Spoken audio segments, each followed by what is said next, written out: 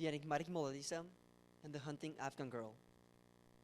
Brothers, professors, we live in a world full of images. Actually, we have one here. We have been impacted by images because images tell something. We have to listen what images tells us.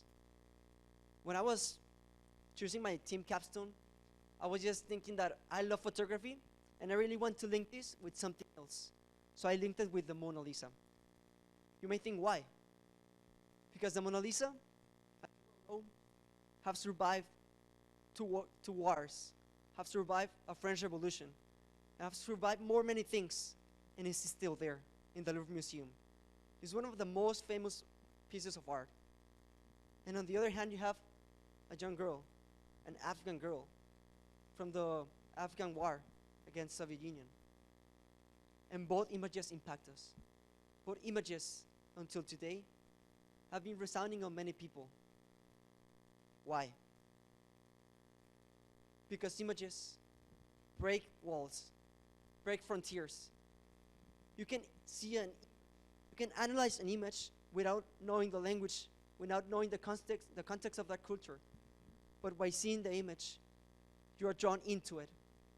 It's a bridge that connects you to another culture, to another society. The Mona Lisa, painted in the 1500s, it's still an image that until today has an impact. And Giorgio Vasari was one of the great commenters of many images. He said when he saw the Mona Lisa that every artist must tremble at seeing her enigmatic smile and seeing her. And on the other hand, you have the Afghan girl. Just look at her. Look at her eyes. When Steve McCurry, the photographer, in 1984 went to Pakistan, to this refugee camp, she saw these girls, and she wanted to photograph a picture to let to know the world what was happening at the time of the war. So he entered to a classroom, a beautiful girl with her amazing eyes. But this girl was very shy. She didn't want to take a photograph, to be photographed.